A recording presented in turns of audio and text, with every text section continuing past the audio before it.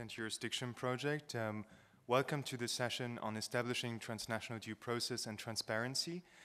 To give you a bit of background of what the Internet and Jurisdiction Project is for those of you who are not familiar yet, the Internet and Jurisdiction Project is a global multi-stakeholder dialogue process that was launched in 2012 by Bertrand de la Chapelle and myself. It is a neutral for a global multi-stakeholder dialogue process that involves today more than 80 stakeholders around the world. That includes international organizations, several countries in Europe, in the US, but also in other parts of the world, including Brazil, in India. The goal of the Internet and Jurisdiction Project, that also involves civil society actors, technical operators, and academia, is to enable multi-stakeholder cooperation to address a very particular issue. This issue is the tension between the cross-border nature of the Internet and the geographically defined national jurisdictions. So today we have this global infrastructure and the platforms on top of it that span across all the different countries, and we have content that is accessible worldwide. Most online interactions today involve multiple jurisdictions at once, based on the location of the platform, the location of the servers, the location of the registries or registrars, so that is linked to the domain names, but also related to where actually the user is, or if it's a communication between two users, if they are in different countries. So this poses a whole new set of challenges that need to be addressed by the Internet governance community. The Internet and Jurisdiction Project is also supported by a network of over 30 selected academics, and this network is called the INJ Observatory, and they provide the expert input into this ongoing dialogue process and allow us to have an evidence-based policy discussion. So without further ado, I would like to introduce our panel today.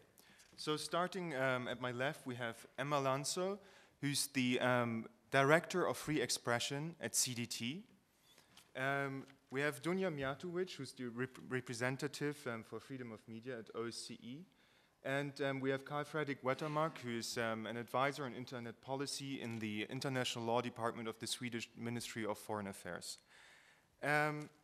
Unfortunately, two speakers who wanted to be on this panel could not come to Mongolia today. This is Sarah Wynne-Williams, who's the policy director of Facebook, and also Vigílio Almeida, who's the secretary of innovation in the Brazilian Ministry of ICT. Before we go into the meat of this discussion today, which will explore the need for a framework to address those new sort of challenges that are the outcome of the cross-border nature of the Internet and geographical scope of national jurisdictions, I would like to draw your attention on one specific set of new challenges, which is the rise of direct cross-border requests. Today, we struggle, or the international system, the traditional mode of interstate legal cooperation struggles to cope with this highly interconnected environment, which is cyberspace. So an increasing number of states are sending direct requests to platforms or technical operators physically located in other jurisdictions. We all know how this looks like if we have a look at the transparency report of companies, where we see the rising number of states that are listed basically as senders of requests. And today there's no real framework to handle those requests. There's no real policy standard. So the Internet and Jurisdiction Project, as a global dialogue process between the different stakeholders over the past 2.5 years, developed together in this multi-stakeholder framework. Does this work? A draft framework. Could I have the next slide, please? A draft architecture for such a transnational due process framework, which you also find in this report on page 18. So as you will see, and I will not go into the details, and we will have time to discuss this later during the session, it is based on two pillars. One pillar is of how to send requests from one country to operators located in another country through a standardized request format, and the creation of two joint databases that are commonly available to all actors. One would collect transparency statistics in a standardized way, and the other one would contain all the different legal references and also the corresponding national procedures if certain laws are invoked. This relates to the discussion we just had in the presentation of the outcome of the working group number 3. And the second pillar of this framework, as you can see here, relates to the development, the joint development in a multi-stakeholder format of process predictability consisting of procedural norms and criteria, the development of advice groups that could provide in individual cases advice to the different actors, as well as dispute management procedures that includes appeal procedures for users across borders, something that does not exist today, as well as dialogue mechanisms between countries and private actors in different jurisdictions if there are situations of tensions. So to start the discussion, I would like to come to Emma. There's a lot of talk about the current Westphalian toolkit that people try to apply on the internet and the corresponding challenges. Especially one of the major debates is the reform of the MLET system, the Mutual Legal Assistance Treaties, which are the conventional, traditional way of interstate legal cooperation. Why does this pose so many challenges today, and why are people saying that it's not adapted to the digital realities of the internet? Thank you, and thank you so much for the opportunity to speak with you all today. I hope we can get everyone involved in a good discussion as we proceed with the panel. In Europe, in the US, but also in other parts of the world, including Brazil, in India. The goal of the Internet and Jurisdiction project that also involves civil society actors, technical operators, and academia is to enable multi-stakeholder cooperation to address a very particular issue. This issue is the tension between the cross-border nature of the Internet and the geographically defined national jurisdictions. So today we have this global infrastructure and the platforms on top of it that span across all the different countries, and we have content that is accessible worldwide. Most online interactions today involve multiple jurisdictions at once, based on the location of the platform, the location of the servers, the location of the registries or registrars, so that is linked to the domain names, but also related to where actually the user is, or if it's a communication between two users, if they are in different countries. So this poses a whole new set of challenges that need to be addressed by the Internet governance community. The Internet and Jurisdiction project is also supported by a network of over 30 selected academics, and this network is called the INJ Observatory, and they provide the expert input into this ongoing dialogue process and allow us to have an evidence-based policy discussion. So without further ado, I would like to introduce our panel today. So starting at my left, we have Emma Lanzo, who's the Director of Free Expression at CDT. We have Dunja Mijatovic, who's the representative for freedom of media at OSCE. And we have Karl Fredrik Wettermark, who is an advisor on internet policy in the International Law Department of the Swedish Ministry of Foreign Affairs. Unfortunately, two speakers who wanted to be on this panel could not come to Mongolia today. This is Sarah Wynne Williams, who's the policy director of Facebook, and also Vigílio Almeida, who's the secretary of innovation in the Brazilian Ministry of ICT. Before we go into the meat of this discussion today, which will explore the need for a framework to address those new sort of challenges that are that are the outcome of the cross-border nature of the internet and geographical scope of national jurisdictions, I would like to draw your attention on one specific set of new challenges, which is the rise of direct cross-border requests. Today, we struggle, or the international system, the traditional mode of interstate legal cooperation struggles to cope with this highly interconnected environment which is cyberspace. So an increasing number of states are sending direct requests to platforms or technical operators physically located in other jurisdictions. We all know how this looks like if we have a look at the transparency report of companies, where we see the rising number of states that are listed basically as senders of requests. And today there's no real framework to handle those requests. There's no real policy standard. So the Internet and Jurisdiction Project, as a global dialogue process between the different stakeholders over the past 2.5 years, developed together in this multi-stakeholder framework. Does this work? A draft framework. Could I have the next slide, please? A draft architecture for such a transnational due process framework, which you also find in this, exactly, in this report on page 18. So as you will see, and I will not go into the details, and we will have time to discuss this later during the session, it is based on 2 pillars. One pillar is of how to send requests from one country to operators located in another country through a standardized request format and the creation of 2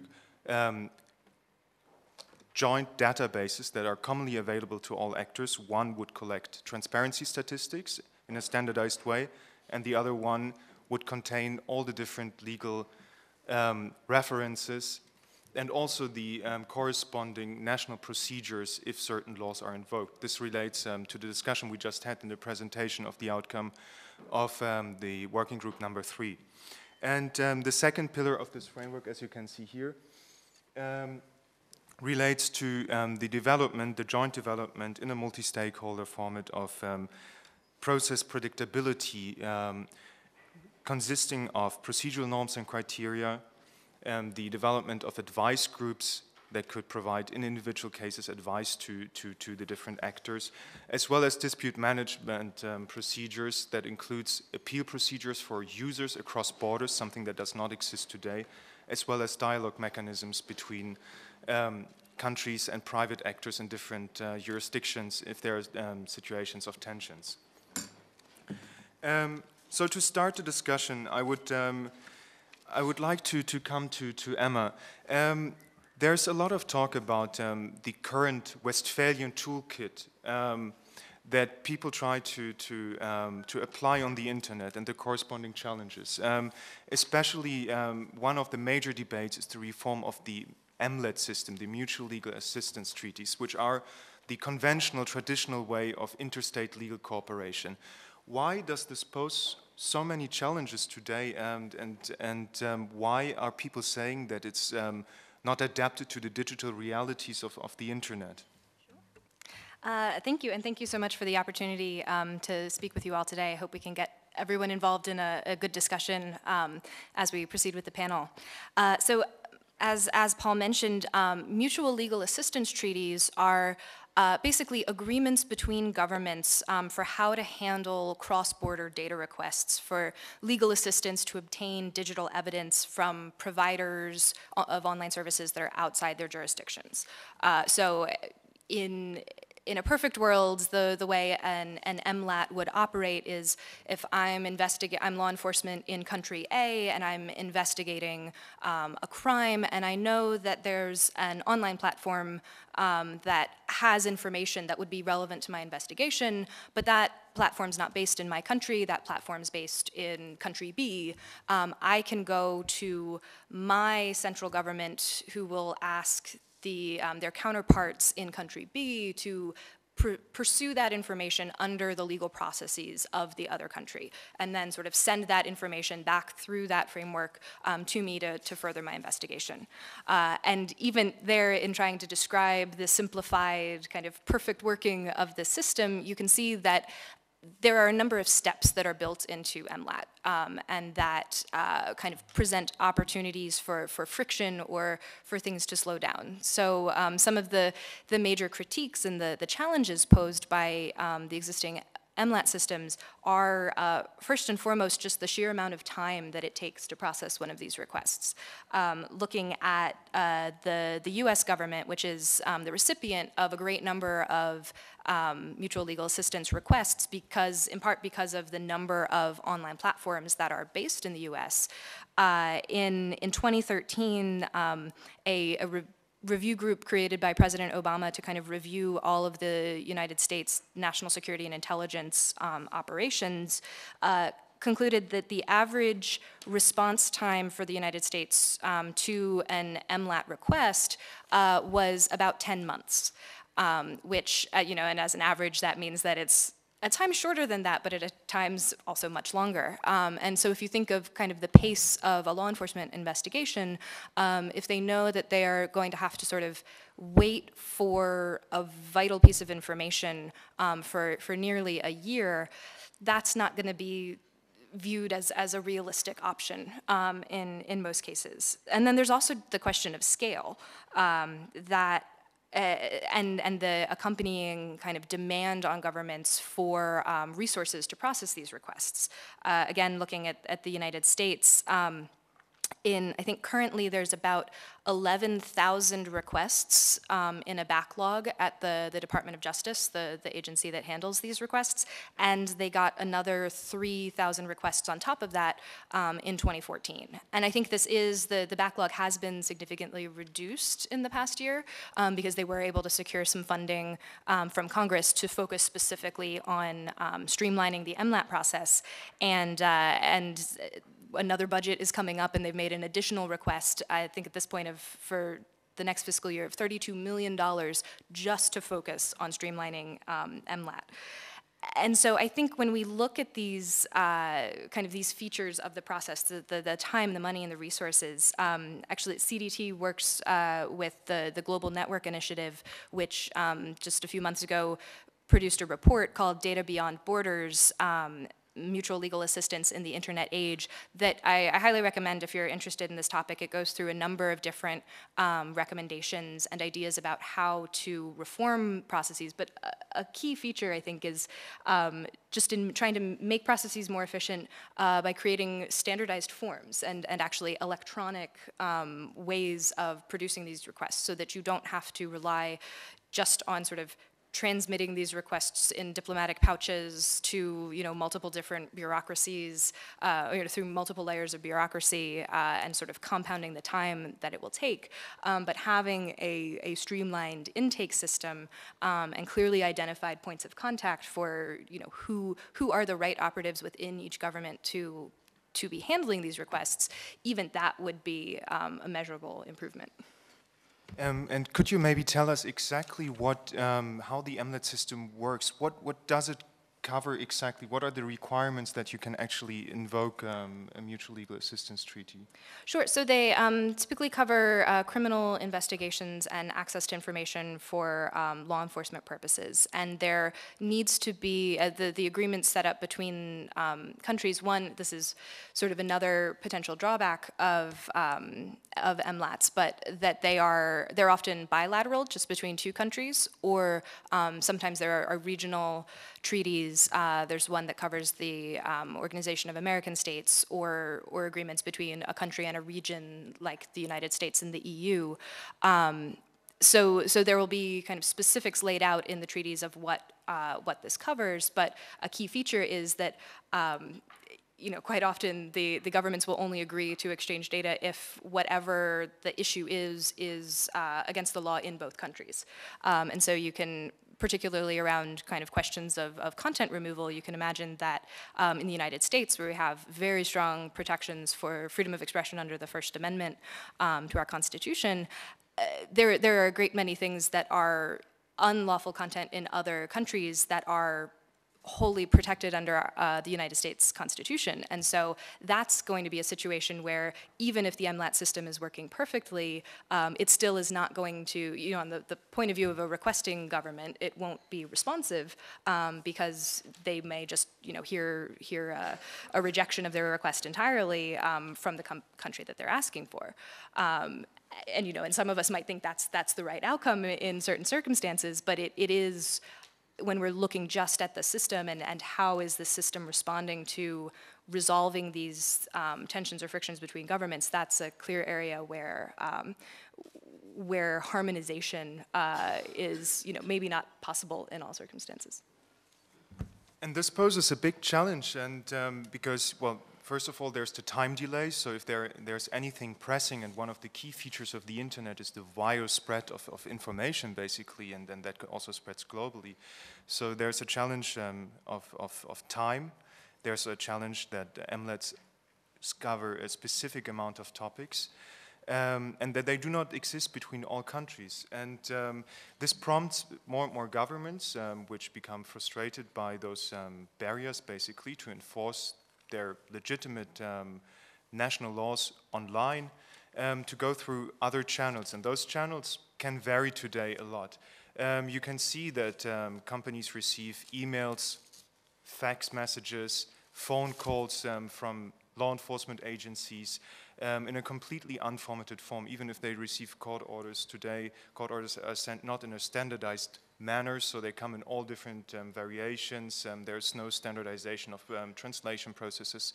There's a big challenge to know on what national laws those requests are actually based on today. So this poses a lot of challenges. One thing that Emma mentioned is that, and this needs to be stressed, that MLATs do not cover especially speech-related issues where you do not have dual incrimination. So I would like to come to Dunja. In the absence of any possible harmonization on speech-related issues, and most probably there shouldn't be a global harmonization on speech-related issues, in such a highly interconnected environment as is the internet, or as provides the internet, what impact does this have on freedom of expression and on the enforcement of national speech laws online? Could you provide us your perspective from the OSCE countries? And I would like to ask you also to take into account one of the recent hot topics in this debate, which is the spread of violent hate speech online, and the question of how to deal with those new challenges and through what mechanisms.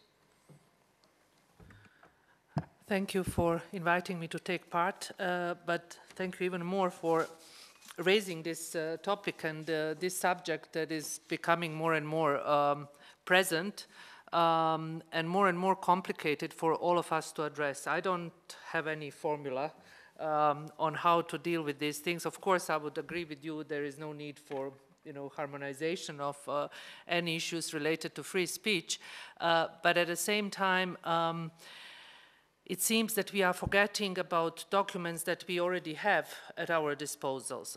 And here I'm thinking about UN Human Rights Council, Council of Europe for the countries that are members, a case law that is already building of the European Court of Human Rights, giving actually some guidelines on what to do in certain cases.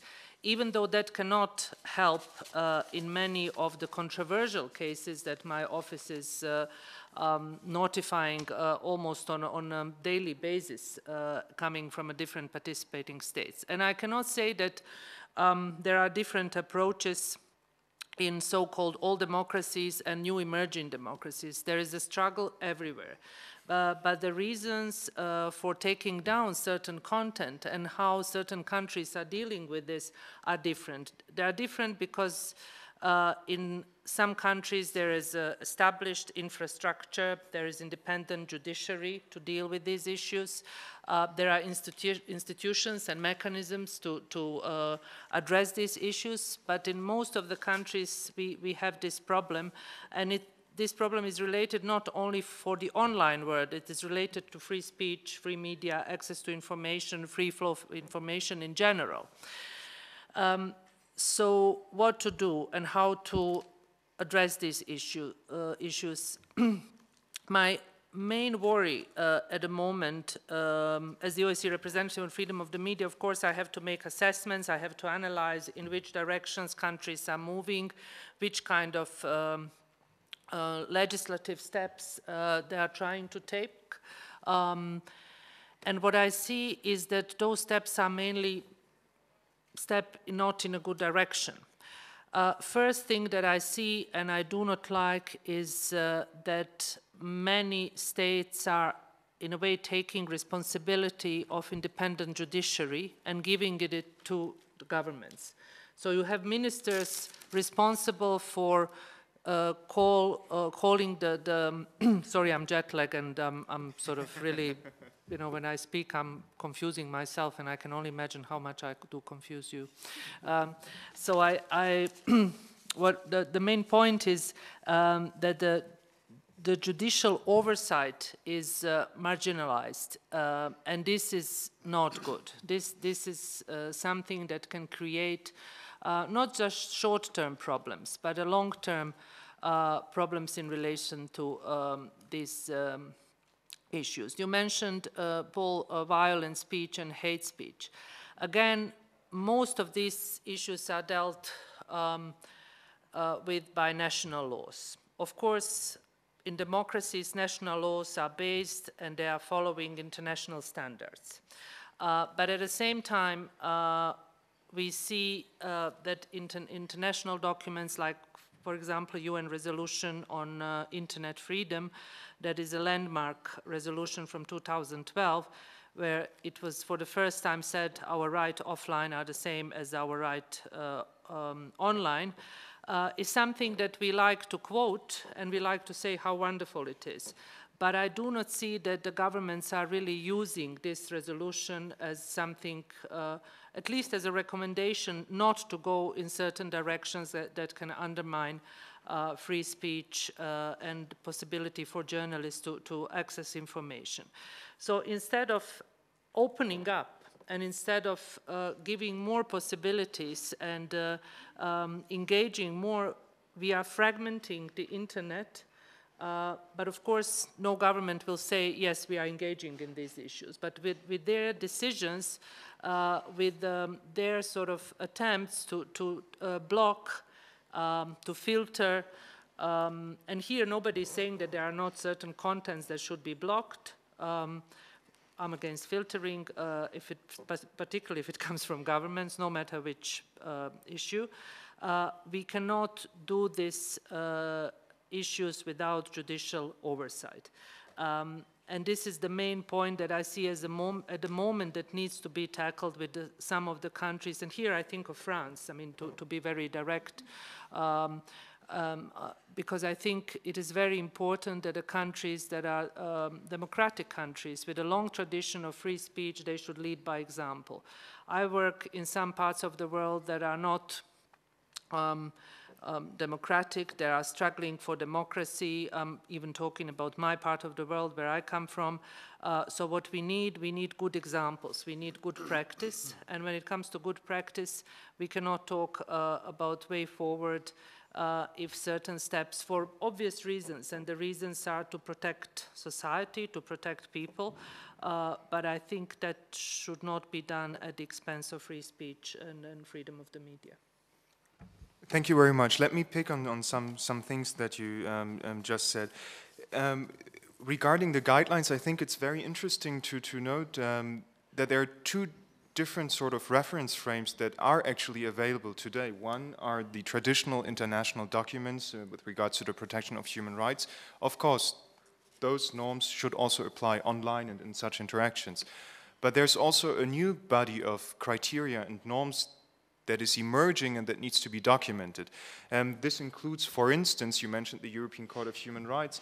There was a decision by the European Court of Human Rights involving the blocking of Google Blogspot in Turkey, that you do not block an entire platform because of one piece of content. And you have similar decisions made by the Turkish Supreme Court recently, regarding the blocking of YouTube and Twitter, but also the High Court in Pakistan came to a similar reasoning. So there are certain norms emerging that need to be documented in that regard. But this is sort of the high level or the meta level. If we come down to the more procedural questions that you raised, there's a very tricky situation, because even if you raised the notion of judicial oversight, so even if a country has the most perfect due process system in place nationally, what does this mean if we talk about a cross-border environment, if a platform is located in another country? This is, I think, a huge question, and this is exactly what leads to the current tension and frustration in the system that we see among all the different stakeholder groups. So it's not just the governments that are frustrated or that struggle in a way because they do not know how to enforce their laws online, but it's also the companies that receive requests from potentially 196 different jurisdictions from all around the world in all different sort of formats, and they need to make a quasi-judiciary determination because those requests were not sent through the MLET channel, and it was not a decision by the US Department of Justice, for instance, in the case of US-based platforms, that compels them to comply, but they need to make a quasi-judiciary determination whether to comply or not. So this poses really a new challenge that needs to be addressed. And last but not least, what I found very interesting was what you raised as a point, this notion of fragmentation, especially with regard to violent speech online. There's a sort of feeling, there's an urgency, a need to act. So in the absence of any cross-border frameworks that are ready to use, basically, states need to find a reply, a response in a way, and adopt solutions that might look very well in the short term because they establish processes on the national level. But as you raised the point, what happens if every country would start putting forth such legislation, national processes? If you would cumulate basically different national solutions, you would have a piecework, and it would be much harder to achieve any form of standardization or interoperability at a later stage in the system. I would like to come to Carl Frederick.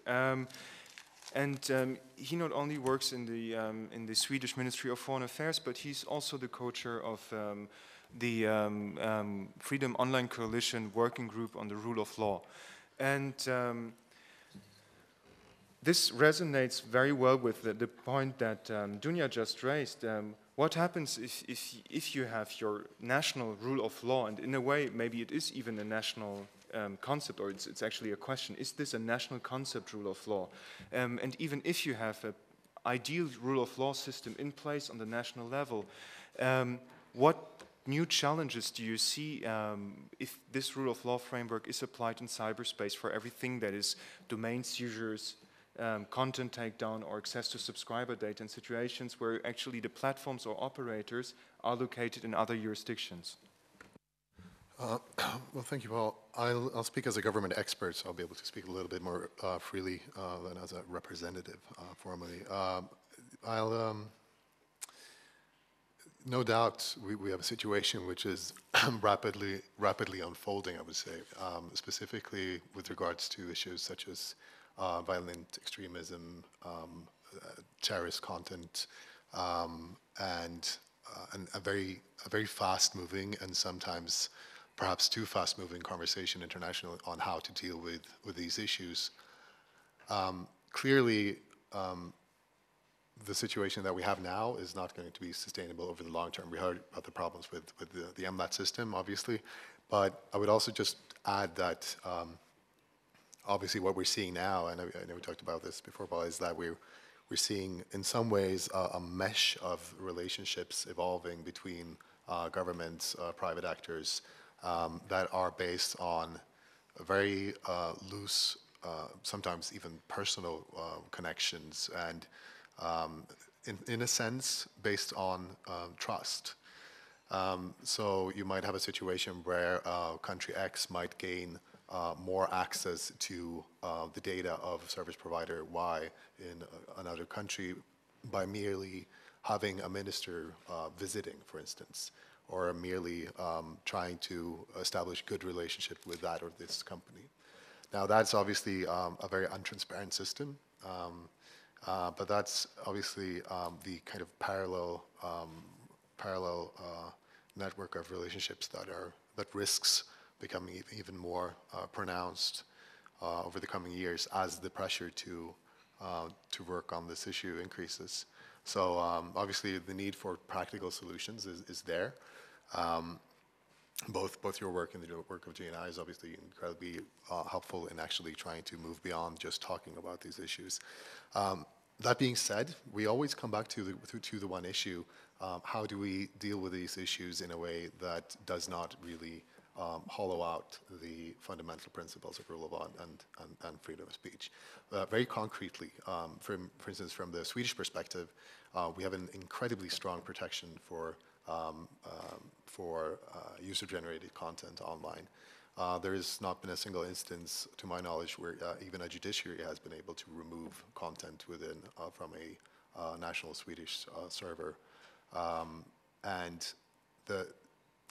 So the protection, especially under certain provisions under Swedish constitution, makes it very, very difficult for the government as such to, based on a national request, actually remove content. That being said, as you mentioned, the transnational aspect of this is something different. Were we to have a Swedish company with, let's say, a music company, of which there are several, distributing music to other countries over the internet, then getting a request from a country to censor one of the songs. That could be a viable situation, for instance. I'm not sure that's happened, but it's not impossible. The question is, what would we do? What would that corporation do? As of now, it's quite possible that they would simply censor it based on issues of market access, of wanting to ensure future cooperation with that for particularly big markets. So obviously, it's not an ideal situation. It's very untransparent. But I think that one of the questions that need to be discussed a little bit further is what should be kind of the baseline criteria for judging, essentially grading countries, grading the institutions that are making these requests. What should that be? Because it's quite clear that, as you mentioned, these requests can come from numerous different authorities in every country. But there's also, there's also a danger of making it too easy to remove content. So I would also like caution a little bit on that. Content removal and handing out of personal data is something that should not be undertaken lightly. So in the process of developing new systems for this, it's important that it's not only the efficiency gains that are in focus. I would really like to stress that the importance of the transparency aspects of this, which I think really valuable, not only to be able to gauge the big picture of what's really happening in this space, but also to make it easier for companies to comply and for the general public to be made aware of the types of requests that are coming in. I also just to reflect, this is not something that is always perfectly regulated even on a national basis. Even today in a Swedish newspaper there was an article about one of our ISPs complaining that they were getting so many government requests from different government agencies for ISP subscriber information. And obviously there you might have a situation where might be legal uncertainty, I'm sure we'll look into that, or where there actually is a need for discussing a more transparent and standardized way of perhaps even communicating internally within a government or within a state. So yeah. I'll also just connecting this to the work of the working group too. I think this is an interesting discussion in terms of actually trying to flesh out the nice principles that we've been talking about, as Dunya mentioned, within the Human Rights Council particularly. We've been saying online, offline for a while now, and I think it's really time to move beyond that and start talking about what criteria do we really talk about when we mean the rule of law. What should, for instance, should a Swedish company reply to a request for removal from a country that does not fulfill basic rule of law requirements for their national judiciary, for instance? So those are important discussions, and they should probably be intensified. And I think it's really important to move beyond the normative debate and hopefully consider that debate closed. I'm not sure it will be, but hopefully. I think one of the key points that you just raised is the connection to high-level human rights principles and such a transnational due process framework as it is developed by the over 80 entities that participate in the internet and jurisdiction process. I think what is important, and you raised this, but just to formulate it even stronger, what is at stake is operationalizing human rights protections in a way, and operationalizing the rule of law, but across borders, so through due process. So actually the challenge is, how do we protect human rights through procedures? Because we need to incorporate human rights protections in operational procedures, otherwise they are just norms. What the different participants in the internet and jurisdiction process are striving for, and what is basically reflected in this draft architecture, is the desire to enshrine due process by design. So thanks to a sort of standardized request format that would contain around 20 different markup tags with specific fields, including what is the specific national legal basis, why is this necessary, why is it proportionate, by the formulation basically of better, more documented requests, this would already raise in a way the bar, and because as all the participants mentioned so far, today requests can come in the most different forms, and there's no standardization in that regard. And also, of course, transparency is one of the main guarantees, because, and it's not only transparency in terms of the statistical data, but it's also transparency in terms of what are actually the laws that apply and what are the corresponding procedures in a country if a given law is invoked, so that recipients of requests have a better capacity to actually judge if a request is arbitrary or not, if it's complete or not, and that there are also procedural norms and criteria that allow to set a bar at a certain level. If a request does not, for instance, contain a legal basis, then this could be a criteria to reject a request until the relevant legal basis is attached to a given request. But I think what would be a very interesting debate, and also to open up the discussion, is what are principles related to due process and transparency that we need to incorporate in procedures? What are the high-level principles that need to be incorporated in operational procedural interfaces between senders of request? So this can include law enforcement authorities, but also individuals who have a court order in their national court, and so on and so forth. And the recipients in a situation where the user is actually in a very vulnerable position, because affording litigation redress mechanisms in an international environment is out of reach for most users. So what would you, and maybe we can make a tool, what would you say spontaneously would be core principles that need to be enshrined in an operational way through procedures? Sure. Well, I think you've touched on one of them already in looking at like a standard form of notice. This is what we've, particularly in looking at requests from governments or other third parties to online content hosts, to internet platforms. It's something that we've sort of seen time and again, that if you have a platform who is hosting user-generated content and knows they might get a takedown request from any number of channels, or it's not clear kind of what the criteria for them are in replying to notices, but they know that if they've received a notice, they may somehow be considered legally liable for content that they're hosting.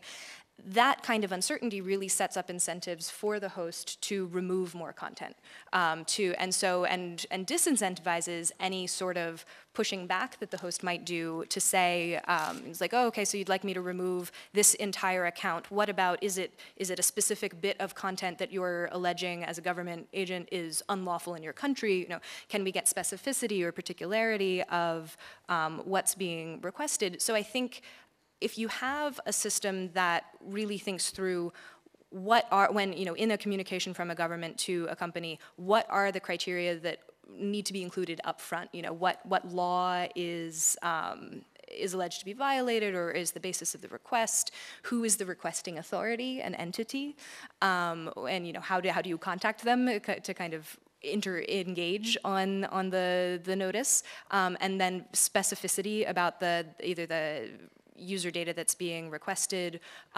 or the contents that's being removed, so that the company, in looking at it, can ensure that this is as kind of narrowly scoped as possible.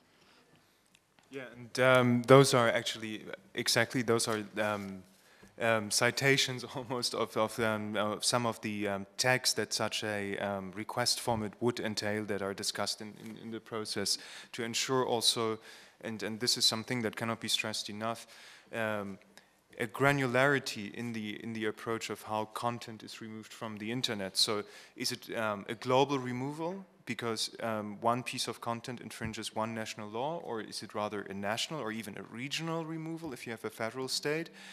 For how long? Is it forever? And also the prevention of any upload of similar sorts of, I don't know, tweets, posts, videos, whatever. Or is it very specific? So this is one of the key sets of or the key features to ensure due process by design. This is basically the basis in a way, and also to have the contact information, and not only the contact information of who is behind this request, but also and this you see in the blue boxes, the creation of sort of registries of different points of context, so that you're sure if you receive as a platform, for instance, a request from the law enforcement agency of Kenya, that it's really the law enforcement agency of Kenya, because today there are no standardized validation or accreditation systems in that regard, and a lot of people from the environment of courts, of law enforcement agencies are using commercial addresses at Yahoo, at Gmail, and so on and so forth. So this poses a considerable challenge with regards to very fundamental rule of law standards, I think. Dunya.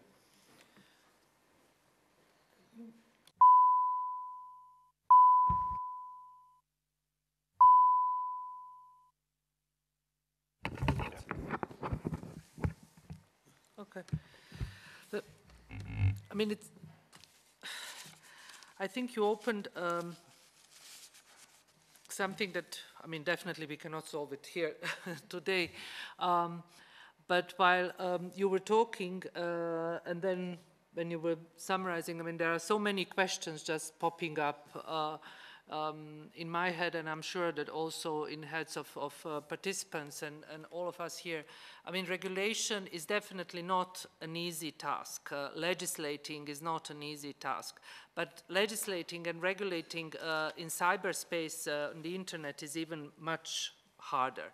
And in a way, internet freedom, the way we see it, or at least people that are trying to protect rights offline and online, is a test for democracy. And we can establish whichever tools and whichever procedures we want, but what to do if the countries are not complying with it? What to do if, as you said, there is a country that doesn't have a basic rule of law standards complied with in their own country, how you deal with those issues? You mentioned Turkey and taking down YouTube, Facebook, and Twitter. That happened on several occasions in the past 5 years. And then at the end, you had a decision by the Constitutional Court that actually said, don't go that way, comply with our own constitution. So it ruled in favor of freedom. And then again, the government called the regulator and told regulator, called ISPs and block again YouTube, Twitter, and Facebook. So what to do? I mean, this is actually, really, taking ball back to my corner, because this is a challenge that I have in my work, and how to raise these issues with the governments that are coming to this conference and to other conferences, stating and also taking part in a discussion and saying, yes, we will support UN human rights resolution, online, offline, we are all the same, we will respect everything. And there is more and more of these attempts. And I'm not trying to simplify it, and I'm not trying to be too blunt and to shame and to blame countries, but I just, you know, try to talk about the cases and the issues I'm facing in my daily work. And unfortunately, based on the cases and a real sort of issues that are in a way related to human beings at the end, is not something that can be solved with too much, as I said this morning, diplomatic talk. Because of you know, grave breaches of human rights, of their internal legislation, but also when it comes to international cooperation on the issues that are extremely important and how to really block content that should be blocked. And my office and many other sort of rapporteurs working on these issues are not saying there is no, all content should be allowed. You know, there is ultimate freedom and we should all sort of, you know, live in this wonderful world. No, that's not the reality. But we should find a way to deal with this. And who defines which content should be taken off? You know, who defines what is violent and what is extremism, what is terrorism? Is it just reporting about terrorism? So it all becomes really intertwined and interconnected. In Russia, in the past few years, there were laws adopted dealing with extremism and terrorism. And if you look at the cases and the decisions taken by the regulatory authority, they are everything but extremism because of very vague provisions in the law that allows for a pure censorship and nothing else. There is no protection there. It's a censorship on the content that government does not like. And Russia, of course, is not alone. I think, thank you very much. You raised very, very important points. And I think one of the biggest challenges in the digital environment, given the penetration of the internet through all spheres of societies all around the world, is that you can today have very legitimate requests from countries with a not so good record in terms of their rule of law system, but you can at the same time also have arbitrary requests from countries with stellar rule of law systems. So this poses very delicate challenges, and the documentation of emerging, because there, as we mentioned in the beginning, there is a set of emerging norms that just needs to be documented in a more structured manner that could at least help as a sort of guidance. And in this regard, we are planning, with the help of Frank LaRue, the former Special Rapporteur of the United Nations for Freedom of Expression, to organize in September a meeting that will gather the past and the former Special Rapporteurs of the different organizations and their counterparts to discuss how to guide this documentation of emerging norms in that regard. Carl, what would you add to this sort of tour de table of principles that need to be enshrined in an operational way in the interactions between states, internet companies or operators and users across jurisdictions? Well, I think Dunya mentioned a few of the issues that are obviously the most concerning. As you said, we have the dual situation of stellar countries with bad requests and vice versa.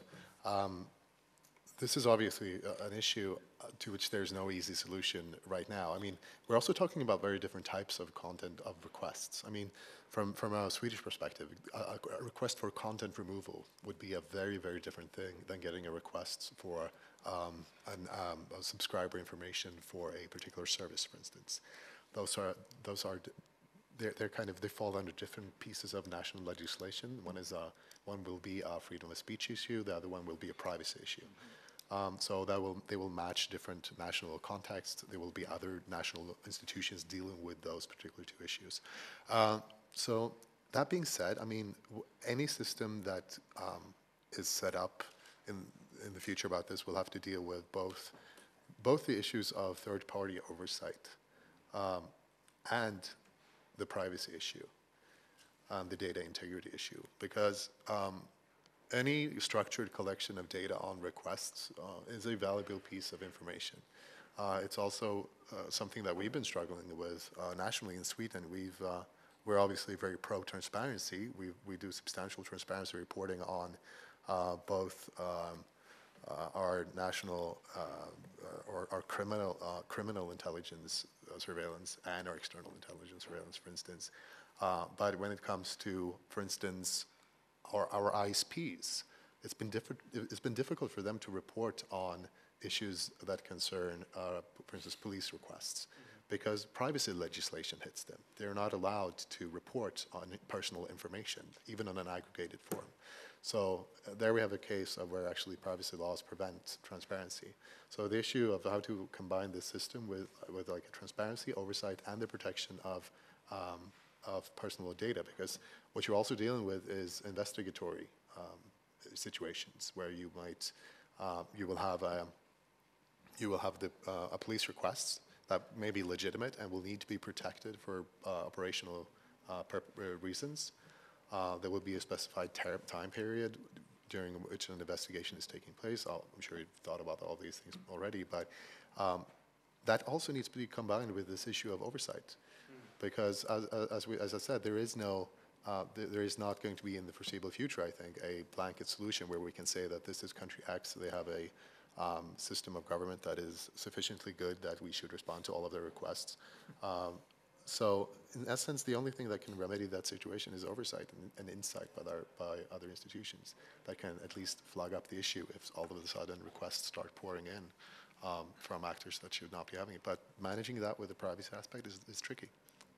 So yeah. Yes, absolutely. I cannot agree more that transparency is one of the most important values to also have public discussions on different trends that we see, because the establishment of such a transnational due process that wouldn't automatically mean that the world becomes a better place just like that. It's a progressive feedback loop in a way that needs also a public discussion about trends that come from different countries, because today we only have as a source basically for our analysis the transparency reports of a set of pioneering internet companies that adopted the transparency reporting in different formats that are not standardized.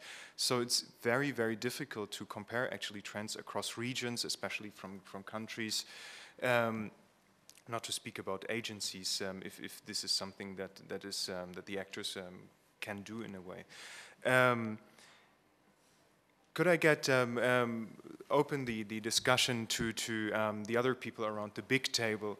Let's continue to collect elements of high-level principles or due process principles that need to be enshrined in procedural interactions, and also I would be very interested to hear from you what actually would happen if we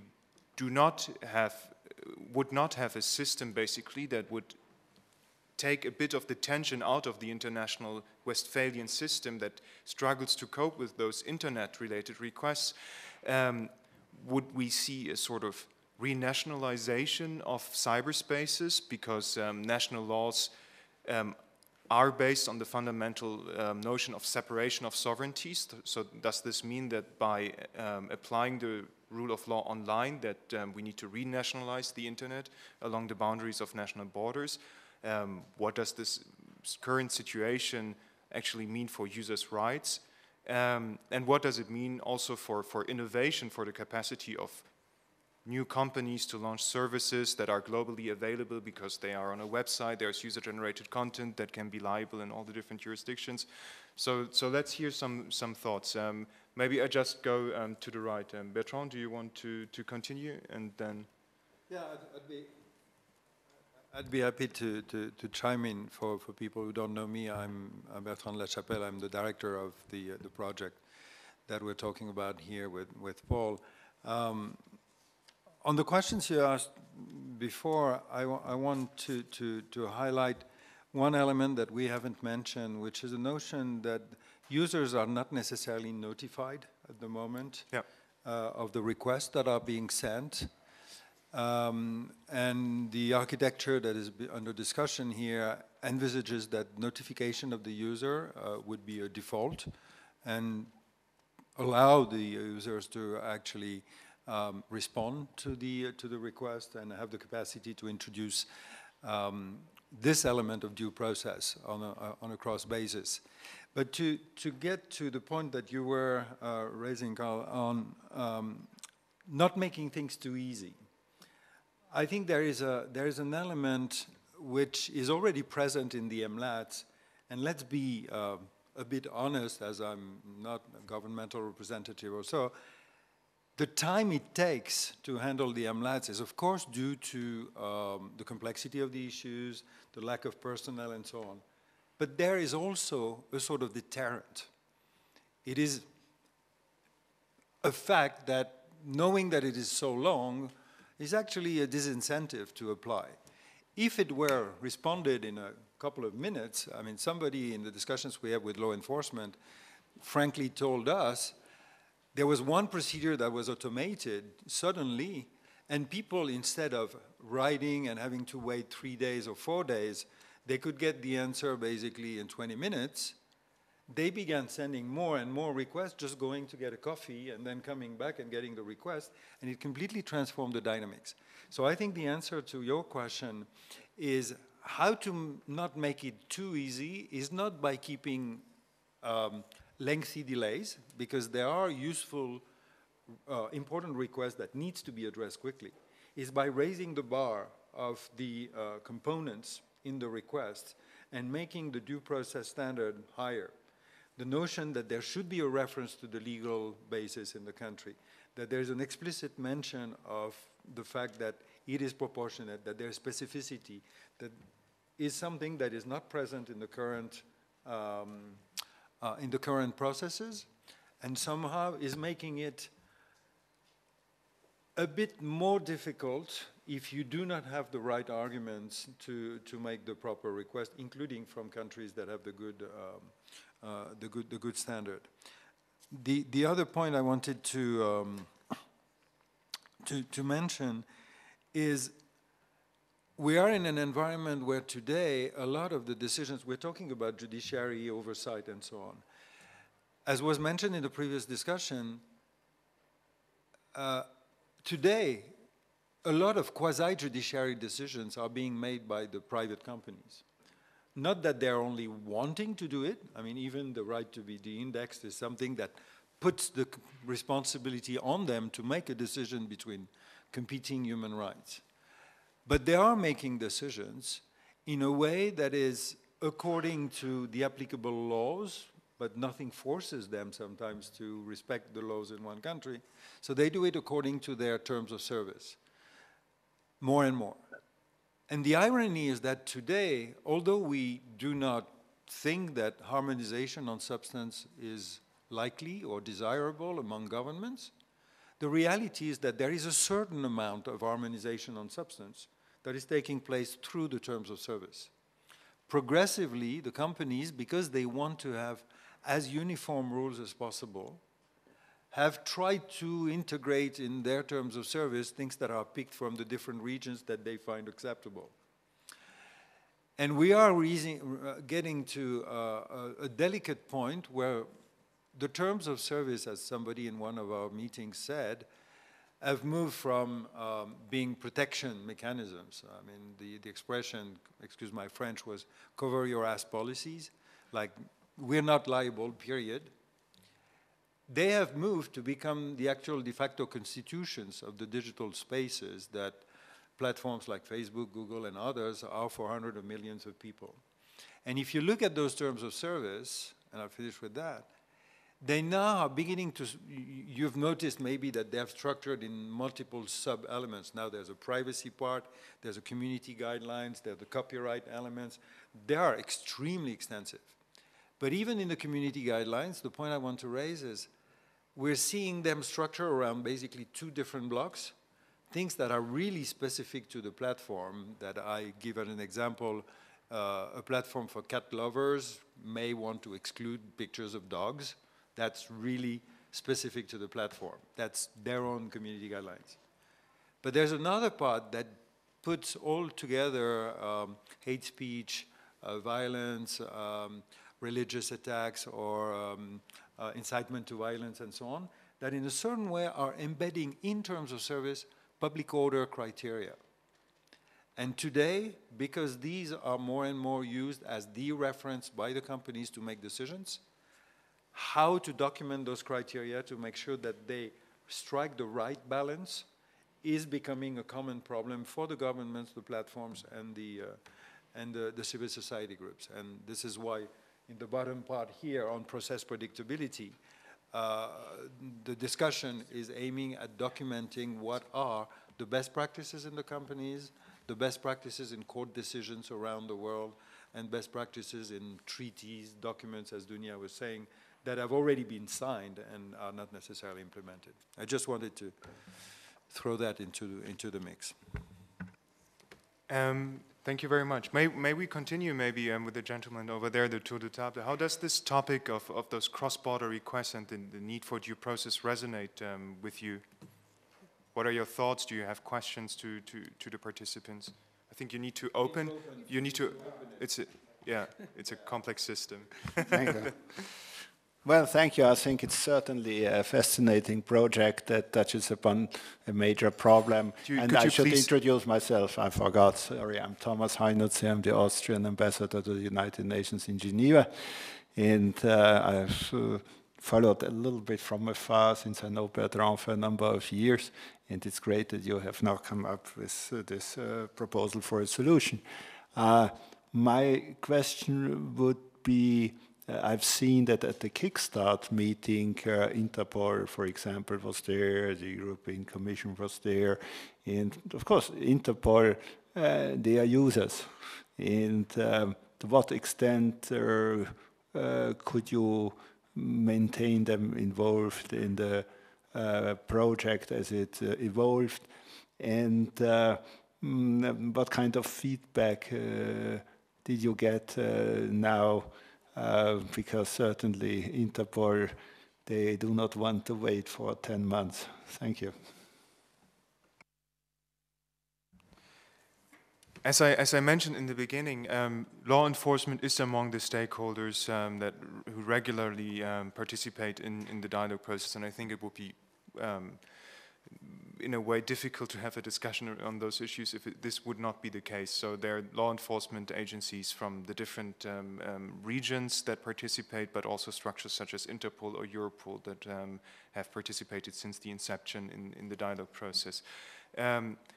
The general reception in the law enforcement community is very positive, first of all by integrating them in the internet governance process, which is not sufficiently the case today because there's a lot of talk about issues that touch upon actually those things, but that do not involve them as stakeholders.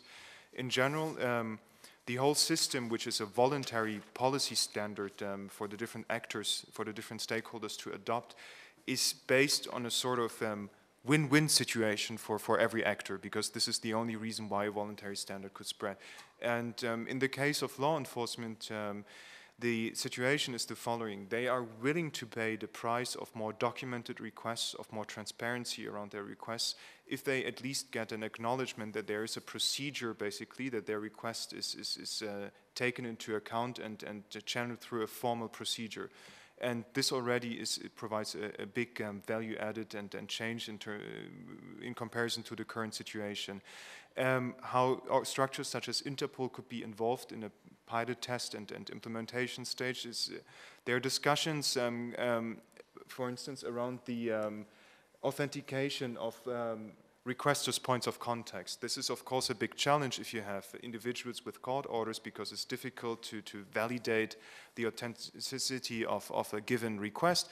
But in the case of law enforcement agencies, actually, it's not that difficult to establish a registry of who the different actors are, who has the authority, basically, at what level to send what sort of request.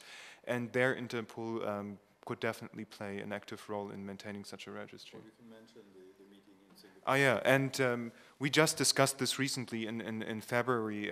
We had, there's a new cyber innovation center by Interpol, and we organized almost a one-day session with the leadership of Interpol to discuss what role Interpol could play in such a system in the validation of requesters from law enforcement agencies.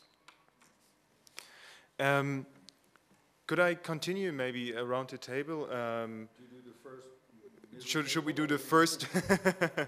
As you want. Would you like to continue? How does this topic resonate with you, and what are your thoughts or your questions to the panel with regards to the need to establish due process and transparency across borders through procedures?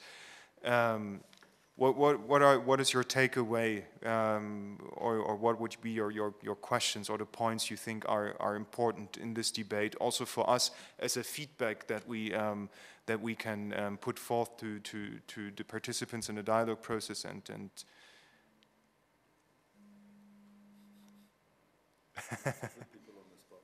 I think Professor Park, Case Park must have much more to say about this. Well, I don't know. I think it depends on how successful you persuade governments to accept, especially Asian governments, to accept and adopt those principles. And to do that, I think you try to involve more governmental organizations into the debate and into the discussion, because we have in Korea we have very vigorous censorship regime, and there are so many laws on content control, but like it's really Korean government doesn't consider like international level discussions and international rules. They don't really care. So it'd be great if you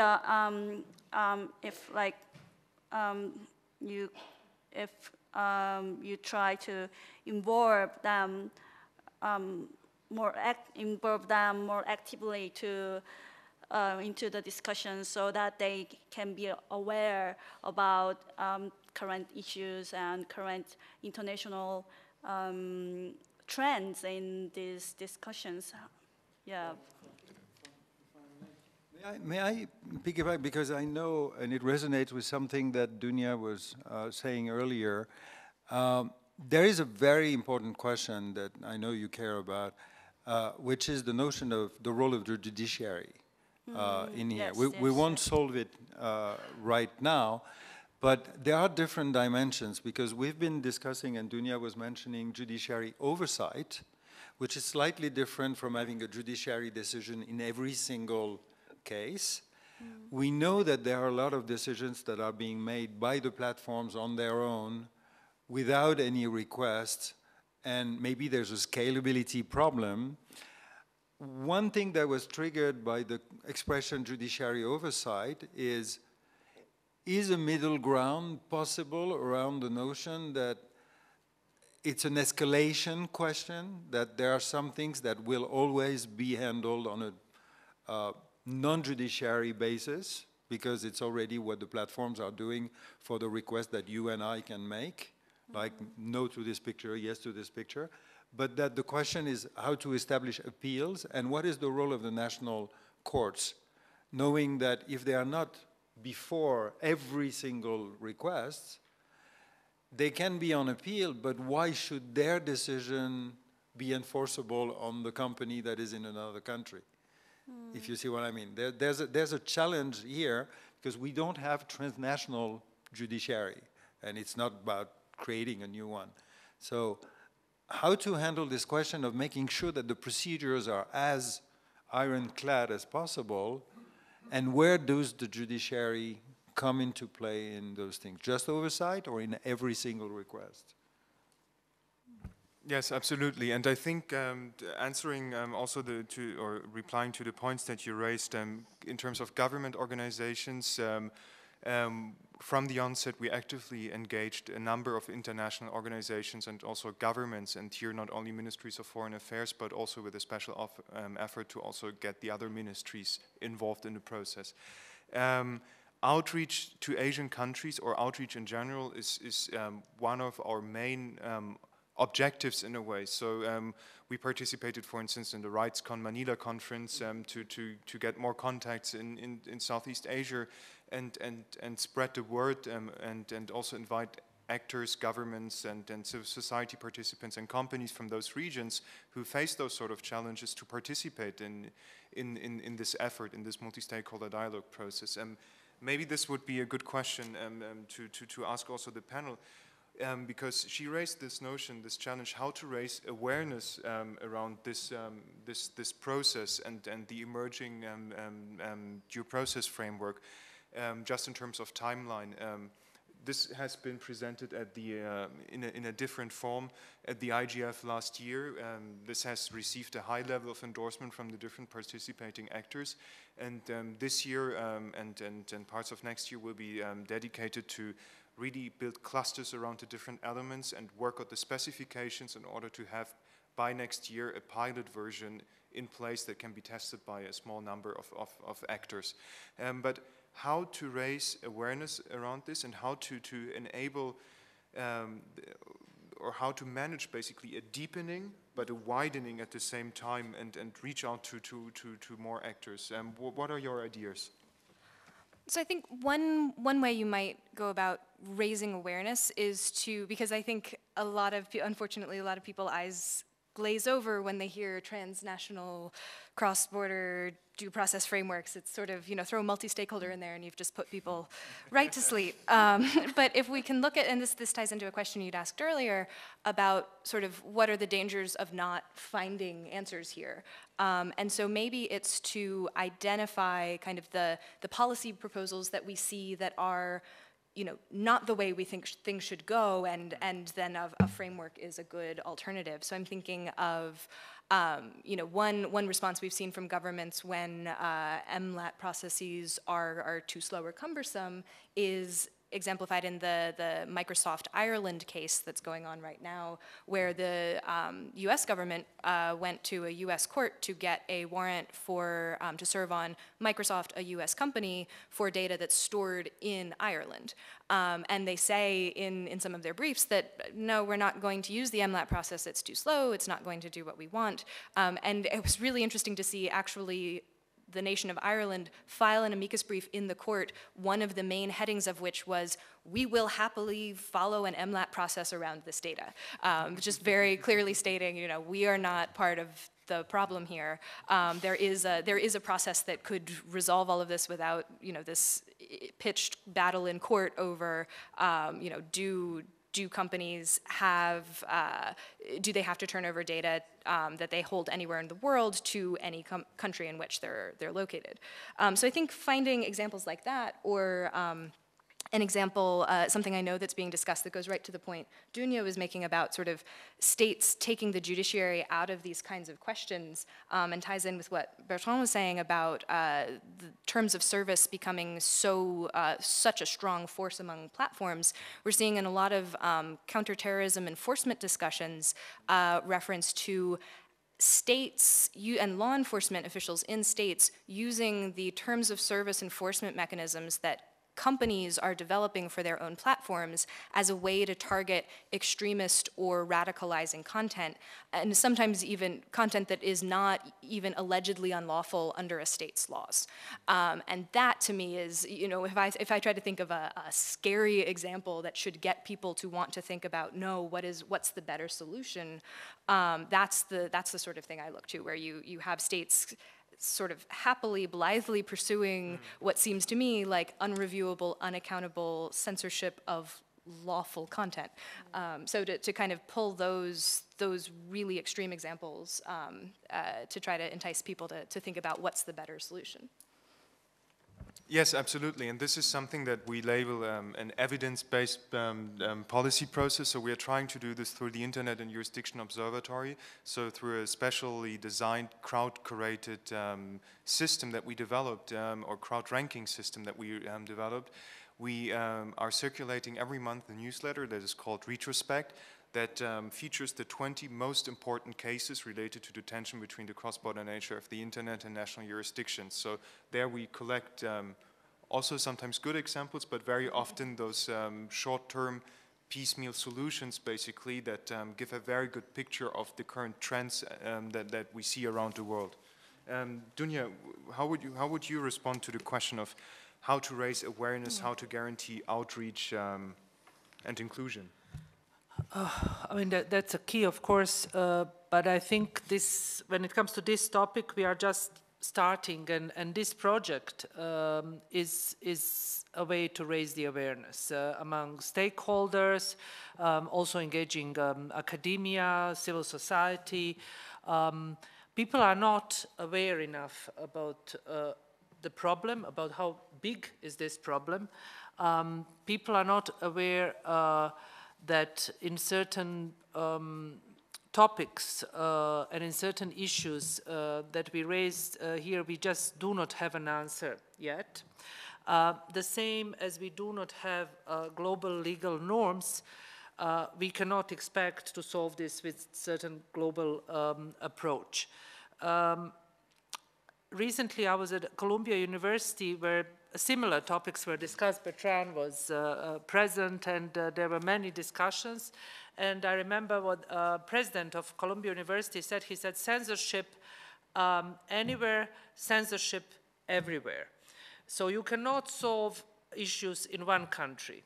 You have to cross borders. You have to find a way to apply best possible means and tools. Raising awareness is a one issue. And I think this project needs to be supported, and I think these discussions needs to be taken outside just Freedom Online Coalition. It has to go, if I may suggest, to the UN Human Rights Council, to the OSCE, to Council of Europe, and I know that you are already engaged in this, but I think it has to be widened and it has to be discussed, not bringing just us working for international organizations, but also others that might be able to help in this process. Also maybe you know, people that experience certain problems, or people that actually are happy with or companies that are happy with certain takedown. I'm sure that there are cases like that. Thank you very much. Also, sorry, and I just to use the opportunity to promote something. Sorry to interrupt. Of course. The reason I was leaving a panel, just 2 times talking to my colleague Gunnar, is that we just adopted a joint declaration that we adopt every year on a certain topic that is important. And when I said, you know, I mean 4 rapporteurs, David Kay, UN rapporteur on freedom of expression, Edison Lanza, Special Rapporteur on Freedom of Expression of American States, Pansit Lakula, Rapporteur of Free Expression of African countries, and OSCE representative on freedom of the media. We adopted a declaration which actually in one part talks about restrictions. And what we come up with is not revolutionary, but what we said, and it's just 1 paragraph. And this is breaking news. Yeah. It will be online in a few minutes, but it says that declaration. The declaration also addresses the requirement that any restrictions on freedom of expression meet a 3-part test under international human rights law, namely that it is provided for by law, it serves to protect a legitimate interest recognized under international law, and is necessary to protect that interest. So in a way it can be also applied in our discussion, not to solve the problem, but at least to give us some guidance. Thank you very much, and also for the very nice words. There was an intervention. Yes, please. Sorry for coming back, but as usual, Dunya gives such good answers that it's waking my mind a little bit more up with the time change. And one question that I would like to direct to you is, of course, you work on the MLET basis, so it's bilateral treaties. But how do you mean we? No, my question is, because Dunja said global, wouldn't it be a possibility to have a multilateral convention? Not necessarily, of course, everybody would be there. Certainly it wouldn't be a global thing, but usually you start a multilateral treaty with a limited number of countries and enter into force with 20 or whatever. And then it may grow when it is a success, and some have grown a lot. Well, yeah, of course. If I may, it's a very interesting question, because it touches on the actual limits of the way we establish international norms at the moment. The first element is, the first idea is something like a multilateral MLAT-like treaty, and there's one actually that is close to this sort of definition, which is the Budapest Convention for cybercrime. But once again, to come back to what Emma was saying earlier, the big challenge is the fact that you have a good treaty when you have an agreement on what is supposed to be forbidden. And on most of the issues that we're addressing here, the problem is precisely that there's no agreement on this. So that's the first limitation. The second limitation, however, going multilateral would be better than the MLAT system that I sometimes qualify as the switch network of international cooperation, like something that is not scalable, because if you want to have an MLAT treaty between all the 190 countries with each other, it simply doesn't scale. But jokes aside, the second limitation is that treaties as a tool is fundamentally intergovernmental. And here we need the engagement of a broader range of actors, both in the drafting and in the production and the implementation. It doesn't mean that ultimately some of the norms that will emerge in the discussions will not be embedded in national laws or even in treaties or in arrangements. But the approach that we see as the most, and that the participants see as the most potentially powerful, is this notion of policy standard, which is something that is neither the formality of a treaty nor the complete informality of self-regulatory guidelines by businesses, nor the advocacy type of civil society declarations of principles, but something that combines a little bit all of them in things that go from the principles to the operational. And as a final point, when you look at the definition of the internet governance in the WSIS, it says that it is about the production and implementation of principles, norms, rules, decision-making procedures, and programs. And actually, if you look at the architecture, we're trying to address all these different layers, like very high-level principles down to very operational technical specifications. So it's a form of regime that is developed by the different actors and grows from a core group to a potential larger implementation. But going more multilateral than bilateral, or multi-participant than bi-participant, is clearly a better approach than multiplying, I think, the individual agreements. Sorry. I would like to give the last word to Carl Frederick, again coming back to this question of how to ensure raising awareness, outreach and inclusion at the same time as the deepening in a way and the transition into a pilot version of this framework. Well, I'll just end on a, I see we're running out of time, so I'll just end briefly on a warning note, or a more cautionary, perhaps a more urgent note, just picking up on what Emma said about the fact that more governments are now using, and what Bertrand said about more government using terms of service as some kind of global constitution, and against which we're judging content, which is sometimes not even considered illegal. And this is obviously connected to the urgency with which the Security Council resolution on foreign fighters is being implemented, and also the whole ISIS problem, of course. But Emma, what you described as like something that might happen sometimes is now actually the main the main strategy of the European Union in this field. So I think that's important to remember. But that's not only because it's more convenient. For instance, for the Swedish government, it would be impossible to, from a government executive side, even without any kind of judicial oversight, be able to even in a foreign country say that content should be removed. So when these discussions were going on in the EU, we had substantial problems with anything that would have made our government, would have given our government the power to even initiate those kinds of requests.